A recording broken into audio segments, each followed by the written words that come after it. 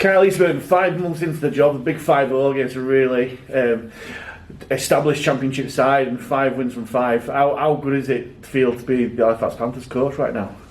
No, it's a great feeling. Enjoying ourselves. Working really hard and like I say, the players what they're delivering in terms of the in training and transferring into games is just good to see. Something we've got to keep doing, and we will do. Mentioned training and Batley, we've always found it hard to get over them, always traditionally really close nip and tuck games, but did anything that you saw in training this week think that we were going to go out and win 36-0 at half time as well? No, I don't think you think like that, but I knew the way we trained on Tuesday and Thursday, the way we competed against each other, that was exciting actually.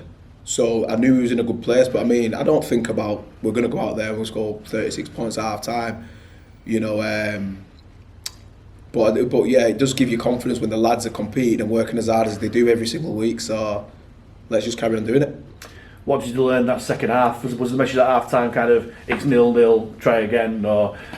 The message at half time was we need, although pleased obviously, there's a couple of things that I think we needed to do a little bit better. What pleased me the most was when we was on our own line for 3 and 4 and 5 sets. That intensity and mindset and attitude, that's a team that wants to play well for each other, innit? And that's what pleased me the most about the game actually.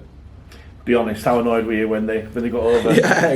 At the end there? Because we're all Halifax fans like nil insides and that, but yeah, then to get over. Does that really annoy you, or is it a case of well the job's been done? Oh no, don't get me wrong. You don't want to concede that. You're trying to not concede that, but I'm more interested in the 5 or 6 sets where the lads absolutely kept them out and turned the ball over in the bottom right hand corner a few times when they went on the last tackle, and I'm more interested in that. Look, of course we don't want to concede that last one, but I suppose there's something more for us to work on, isn't there? Definitely. We're building something special at the moment, 5 wins from 5. Can you sense around the place the momentum kind of building, or are you trying to keep everyone on an even keel, so to speak? Yeah, no, look, internally, in the playing group and the staff, we're definitely not getting carried away. We think there's still improvement in ourselves, in a lot of parts of our game. But I do see around the place that people are enjoying, coming seeing the lads perform the way they do, and I didn't get the chance to go over today, but just to mention to the fans again behind the sticks, like I said to you last week, I've not experienced that before, and they really do make a difference. So I just wanted to say, thank you for that as well. You changed the forward pack today, brought people from the bench to the starting lineup, gave some really good game time to Connor Davies and Owen McCarron in particular, who took his try really well. How good is it to see those guys come on and make such an impact? It's great.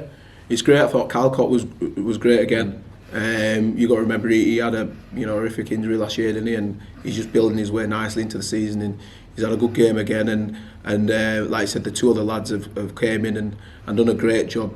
Connor been injured since the first day I got here, and I just thought all the little 1% things that nobody will talk about, he gets on there and he does them. Do you know what I mean? It's invaluable to any team, players like that, and then the same goes for Owen as well. Turns up and does his job every single week. So really happy. We'll keep improving and hopefully we keep going. Ben Crooks had a real good captain performance and today led by example. How pleasing to see that the guy that you come in to select as captain put in a performance like that today. Great. I think he was probably our best in the last game as well against Featherstone, if you remember, defensively.